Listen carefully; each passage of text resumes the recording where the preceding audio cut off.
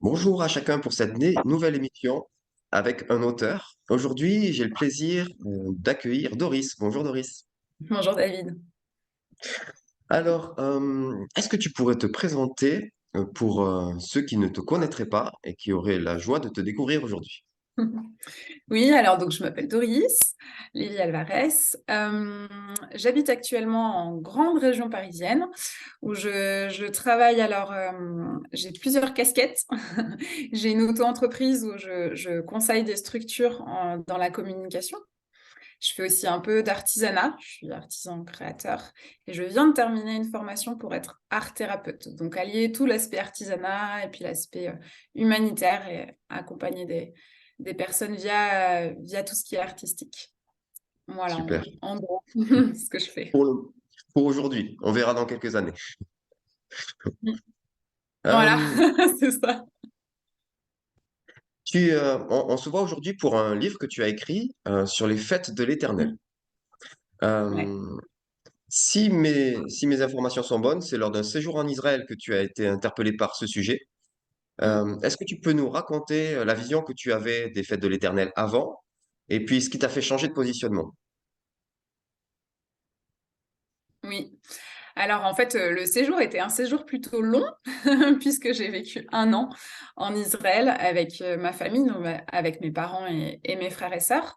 Alors d'où ça vient? Donc, nous on a un nom de famille, composé mais dont un nom de famille juif, Lévi, on ne peut pas trop se tromper. Voilà, donc on savait qu'il y avait, quelque chose, un héritage dans notre famille. Pour autant, c'est pas quelque chose qui s'est transmis, véritablement dans notre famille. On n'a pas été élevés, dans la foi juive, voilà, pour différentes raisons et mais Dieu nous a vraiment appelés, en Israël, ça encore, c'est toute une autre histoire, mais donc on est allés vivre 1 an, mes parents et moi là-bas. Moi, la vision que j'avais d'Israël et des Juifs, c'était une vision assez old school, je ne sais pas si on peut dire ça, un peu ce que j'entendais dans les médias, voilà, la guerre en Israël, et puis les Juifs, et puis ben, l'Ancien Testament, le peuple d'Israël. J'avais même pas forcément conscience qu'il y avait des Juifs qui croyaient en Jésus. Voilà, un peu comme les disciples. Enfin, voilà, c'était très vieux, une vision pas très moderne, on va dire, des choses. Et puis on est arrivé en Israël et là, on a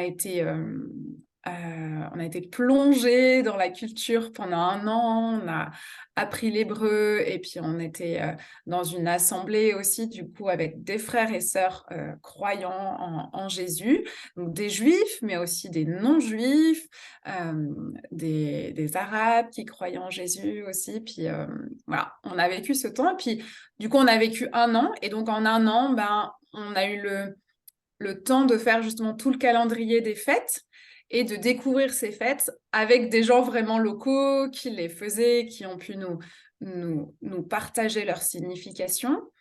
Et je me suis rendu compte que, en fait, ces fêtes étaient riches de sens, qu'elles avaient une base bien biblique, que c'était pas forcément que des fêtes qu'on appelait juives, et qu'elles avaient un sens pour moi.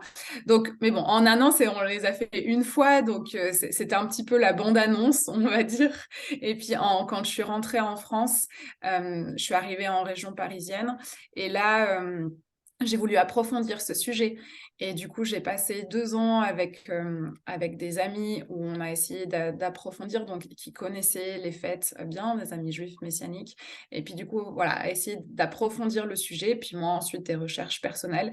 C'est un peu de là qu'est née l'envie de transmettre ce que j'ai appris par un livre. Super. Et du coup, est-ce que tu fais une distinction entre les fêtes de l'Éternel et les fêtes juives? Et oui, Ouais. et si oui, ben, quelle est-elle?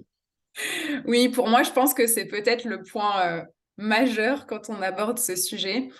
Souvent, en tant que chrétien, et peut-être même en tant que non-chrétien, on a cette idée des juifs qui font telle fête, parce qu'ils ont beaucoup de fêtes, ils aiment bien la fête. Et quand on se plonge dans la parole de Dieu, dans la Bible, en fait, on voit qu'il y a un certain nombre de fêtes que, que Dieu appelle mes fêtes ou qui sont appelées les fêtes de l'Éternel. et on voit nulle part qu'il y a marqué les fêtes juives. Donc oui, je fais une distinction entre les fêtes de l'Éternel, qui sont les fêtes de Dieu, qui lui appartiennent à lui, et puis des fêtes juives qui sont plus de l'ordre de la tradition juive. Et pour moi, c'est important de faire une différence en tant que croyant, en tant que chrétien, parce que si on considère un certain nombre de fêtes comme les fêtes juives, bon, on peut s'y intéresser par tradition, culturellement, pour essayer de mieux comprendre, mais ça ne nous touche pas, ça n'a pas de rapport avec nous. Si ensuite on considère un certain nombre de fêtes comme les fêtes de l'Éternel, ces fêtes à lui, et comme on a envie d'apprendre à connaître ce Dieu, on a envie de le suivre, de connaître son cœur, alors ces fêtes nous interpellent, nous, en tant que croyants, et se dit, si c'est faites, elles ont peut-être quelque chose à nous apprendre. Hmm. Et tu crois que c'est les choses qu'elles ont à nous apprendre, elles fonctionnent aussi pour nous? C'est pas juste pour le peuple juif avant, avant l'arrivée de Jésus? Ouais, je crois qu'elles ont quelque chose à nous apprendre à nous aussi. Ce qui est très beau dans ces fêtes, c'est que donc elles sont dans la parole de Dieu, elles sont dans l'Ancien Testament, on les retrouve aussi dans le Nouveau Testament, et puis elles ont une signification, une portée en fait. Euh, Dieu, pour moi, c'est vraiment quelqu'un de pédagogique. C'est le plus grand pédagogue de tous les temps. Et il utilise des choses concrètes, matérielles, physiques, et aussi, par exemple, des fêtes, pour nous enseigner des vérités spirituelles. Et c'est ça qui est super beau avec lui.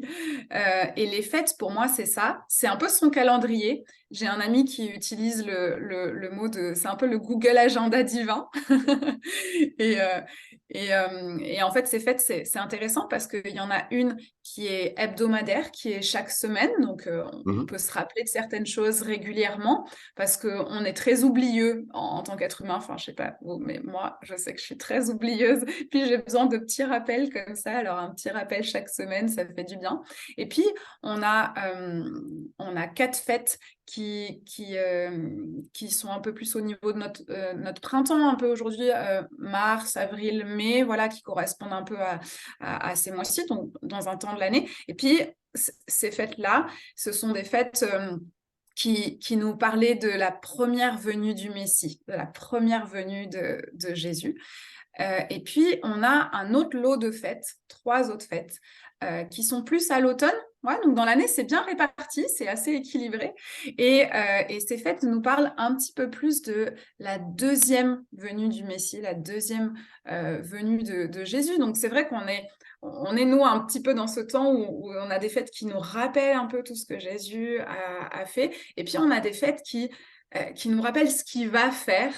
Et je trouve Mhm. que année après année, d'avoir ce double rappel, c'est important pour nous. Et puis ça construit aussi notre vie de foi et ça nous aide à garder un bon cap.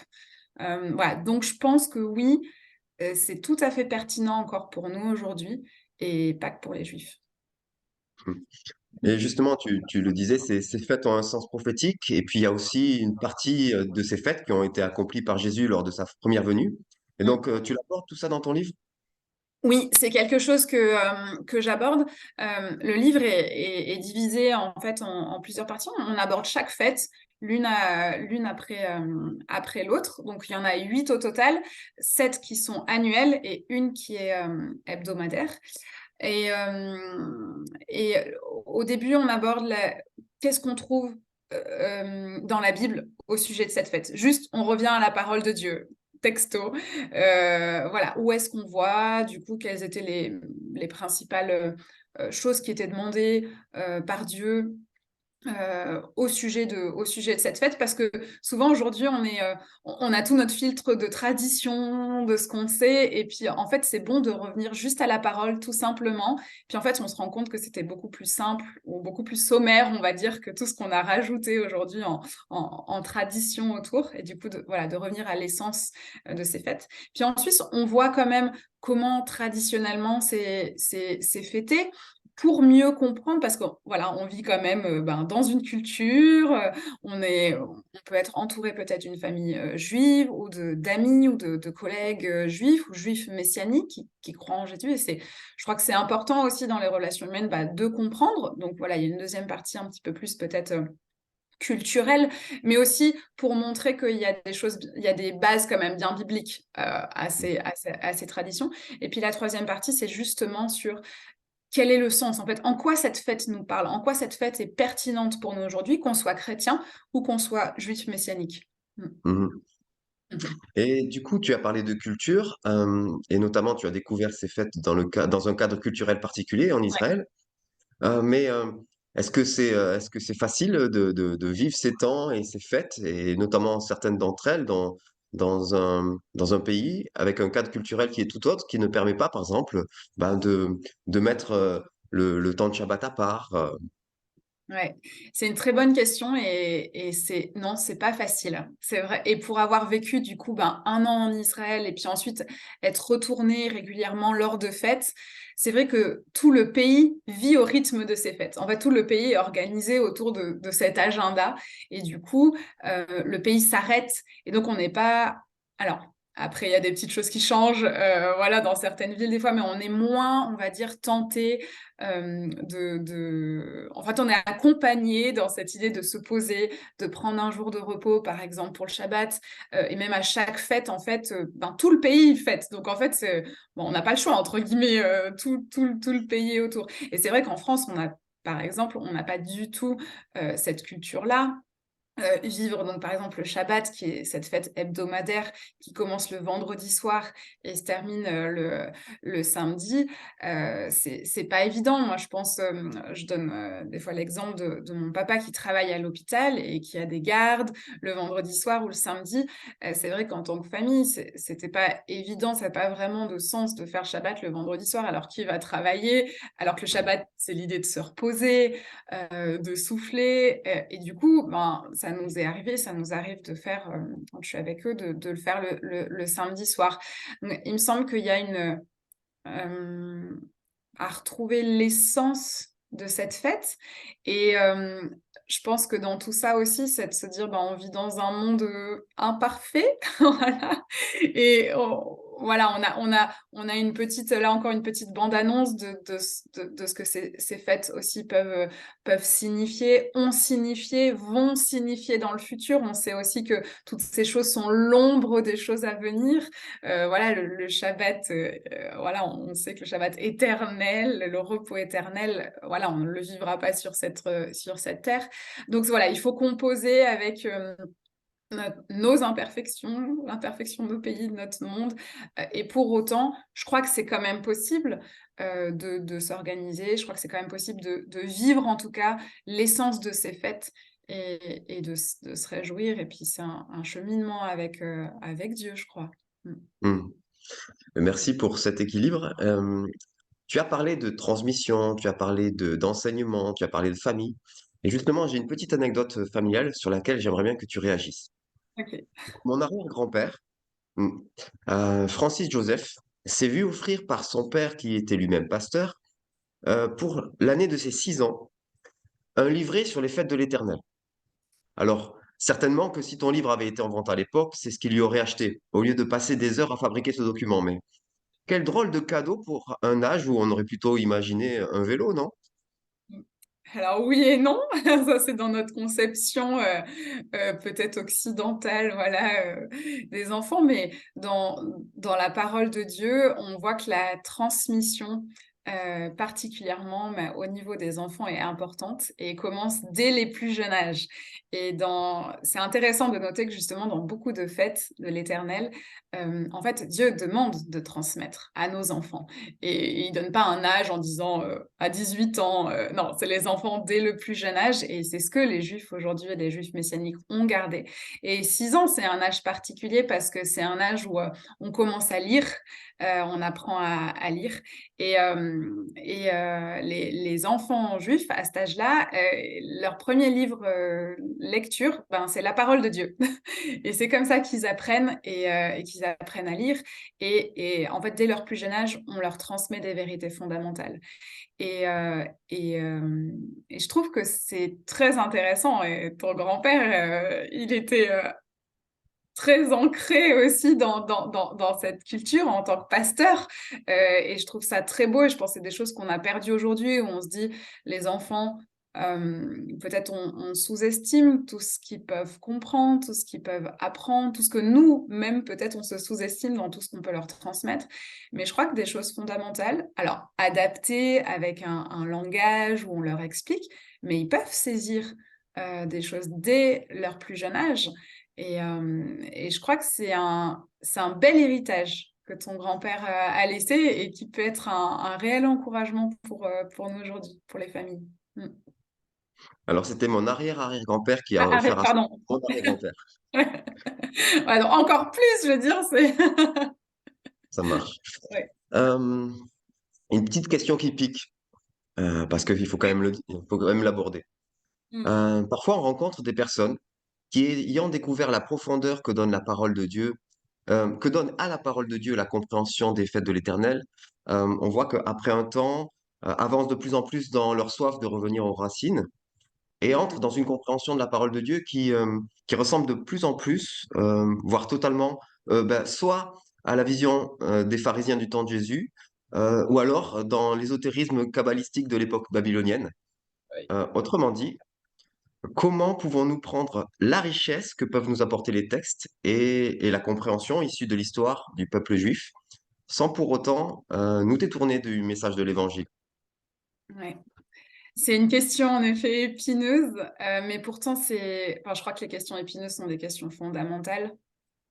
Euh, c'est vrai que Ouais, c'est vrai qu'aujourd'hui, en tant que croyant, enfin, il y a une richesse. La parole de Dieu est une richesse euh, infinie. On n'aura pas assez de toute une vie pour la comprendre, pour la sonder. Et en fait, elle doit rester notre base, notre socle, notre boussole. Euh, tout ce qui sort d'elle, tout ce qui est en plus, et les Juifs font beaucoup de livres en plus. Et la tradition orale est très très présente, et aussi toutes des livres comme le Talmud, des explications ou des commentaires de la Bible. Mais des fois, ça prend plus de place que la parole de Dieu elle-même. Et ils connaissent beaucoup plus peut-être des commentaires ou des passages que en fait la parole de Dieu elle-même.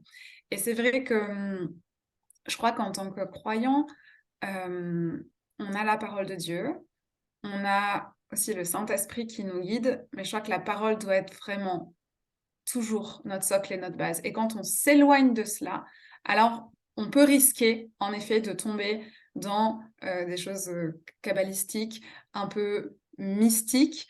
Je crois qu'aussi que ben, Dieu, il y a le peuple d'Israël, il y a les Juifs, ils ont une culture, ils ont voilà, quelque chose de profond et on peut s'intéresser à cela. C'est passionnant, tout comme on peut s'intéresser à d'autres cultures, c'est riche.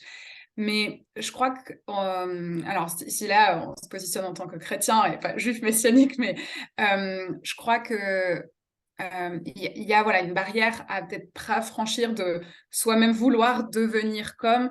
Je crois que Dieu nous a fait et nous a fait naître dans certains pays, dans certaines familles, avec une richesse, avec une culture, avec un héritage qui est bon, qui doit être sanctifié aussi voilà, par Dieu, passer aussi au filtre de la parole.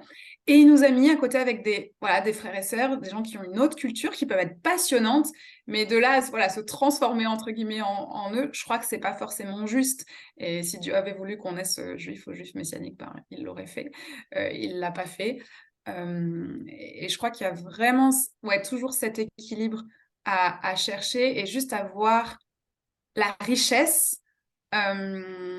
mais ouais, pas en tombant dans un extrême. Et malheureusement, cet extrême, et moi je le vois, parce que j'écris ce livre, et puis je le vois dans nos assemblées où c'est vrai que certaines personnes peuvent être réticentes quand j'aborde le sujet des fêtes de l'Éternel, parce que la vision qu'ils ont, c'est justement une vision de peut-être de personnes qui se sont intéressées et puis qui sont devenues plus juifs que juifs, en fait, comme disait, ou plus encore pharisiens. Mm. Et en fait, ça donne pas envie. Enfin, les pharisiens de l'époque, en toute honnêteté, ils donnaient pas envie. Voilà. Et moi, quand je relis des fois, je dis, mais oui, enfin, c'est mort, il y a pas de vie. Et je pense qu'il faut qu'on fasse attention de pas tomber là-dedans, parce que nous, ce qu'on a envie, c'est de donner envie, c'est que la vie de Dieu coule en nous, qu'elle nous remplisse nous, qu'elle nous transforme nous, et puis qu'elle aille inonder les autres. Euh, et c'est vrai que c'est dommage parce qu'en fait, des fois, notre attitude, si on est vraiment plus juif que juif, quoi, en fait, on va dégoûter d'autres. Et c'est pas ce que Dieu a prévu. Il y a une richesse dans ces fêtes. Euh, Restons à ce que la parole nous dit et puis comment l'esprit nous guide par rapport à ça. Ouais, je sais Mm. pas si ouais, c'est une vraie question d'équilibre. Mais une vraie question aujourd'hui. Voilà, intéressons-nous à cela, mais ne devenons pas juifs. Voilà, là-dedans. Ça Ouais. marche. Merci pour tout ça. Donc, pour ceux qui voudraient en savoir un peu plus, donc ton livre est en vente chez nos amis de la CLC. Je mettrai Oui. le lien en description. Et puis aussi, tu animes une émission donc chaque semaine sur Phare FM et tu animes un blog. Est-ce que tu pourrais nous en parler un peu plus? Oui. Oui, donc au-delà du livre, là depuis janvier, on a lancé avec la radio Phare FM 1 an d'émission. L'émission s'appelle Et si la Bible était une fête? Et elle est diffusée, il y a 3 épisodes qui sont diffusés par semaine, le samedi et le dimanche. On mettra les horaires exacts dans dans les commentaires. Ça sera des émissions qui pourront aussi être retrouvées sur mon blog. Donc j'ai un blog qui s'appelle fête-en-famille.fr. On mettra aussi la description. Et le blog est vraiment à destination aussi des personnes qui souhaitent découvrir, redécouvrir les fêtes, mais de manière pratique.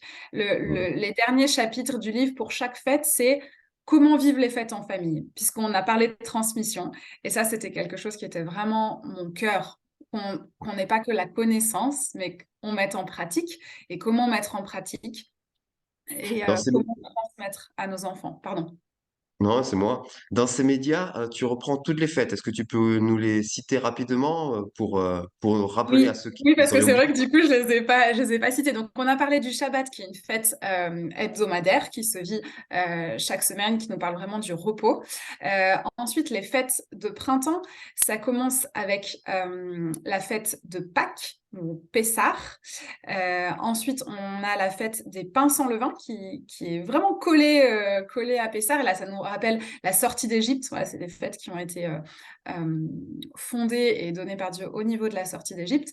Ensuite, on a une fête qui est malheureusement très peu connue, qui est Ragabikurim, la fête des prémices, et qui nous parle de la résurrection de Jésus. Voilà, autant Pâques nous parle de la mort, de sa mise au tombeau pendant 3 jours, et puis Ragabikurim nous parle de sa résurrection, puis c'est les premiers épis qui sortent, et une première offrande qui est faite, et voilà, Jésus qui ressuscite comme les prémices.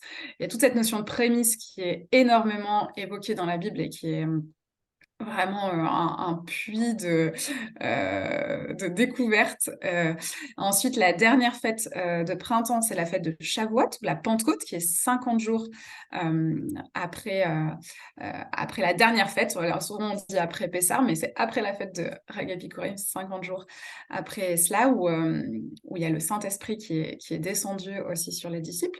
Puis ensuite, si on passe aux fêtes de l'automne, donc on en a 3 autres. La première, bibliquement, elle s'appelle Yom Teruah. C'est la fête du son ou de la sonnerie. Aujourd'hui, elle est un peu plus connue comme la fête de Rosh Hashanah, mais c'est pas biblique.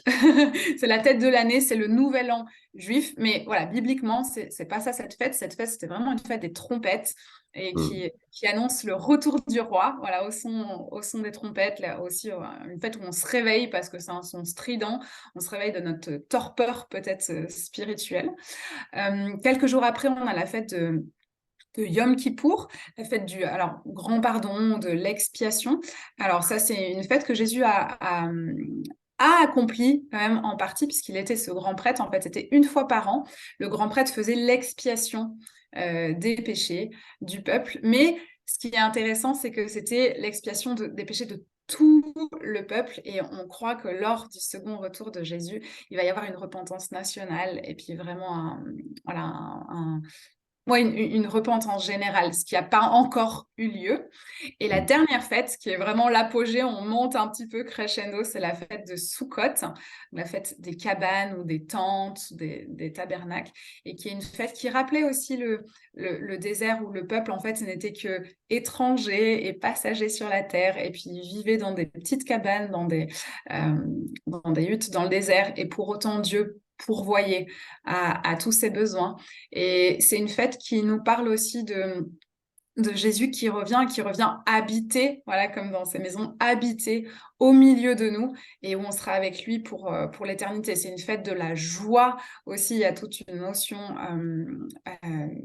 des sacrifices particuliers avec de l'eau, enfin, puisage dans l'Ancien Testament, une cérémonie particulière par rapport à cela. Et ça nous parle vraiment de la présence de Dieu pour l'éternité, et de son retour vraiment, et des noces ensuite qu'on vivra avec lui, et on sera avec lui pour toujours. Donc voilà, c'est l'apogée, on va dire, de la fête. Voilà, ouais, ça c'était ces différentes fêtes, et donc j'en parle dans le blog, qui est avec chaque fête, et qui donne des petites idées de recettes, des vidéos, des témoignages aussi de familles qui ont fait les fêtes, et puis qu'est-ce qu'elles ont fait, comment elles les ont fait. J'ai des mamans qui font des petites choses pour leurs enfants, des petits bricolages, et qui les partagent. Voilà, alors du coup, j'en profite aussi, si vous, c'est votre cas aussi, si vous faites des choses, même tout simplement si vous découvrez, ça peut être un encouragement pour d'autres familles de savoir comment vous avez fait. Je crois que voilà, Dieu, c'est un Dieu créateur, et on a cette créativité en nous aussi qui nous vient de lui. Puis si vous découvrez des recettes, si vous imaginez avec vos enfants comment vivre ces fêtes, ben n'hésitez pas à écrire, à envoyer une petite photo, un petit mail. Je pourrais faire un article sur le blog, et ça contribuera à aider d'autres, à encourager d'autres à faire ces fêtes. Super. Alors, je rappelle trois rendez-vous. Un, sur le site de la CLC pour commander le livre de Doris. Deux, sur Phare FM pour l'écouter chaque semaine.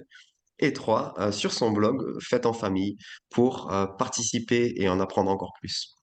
Merci à chacun d'être resté jusqu'au bout de cet entretien. Merci à Doris d'être venue. Et puis, à bientôt, j'espère, Doris.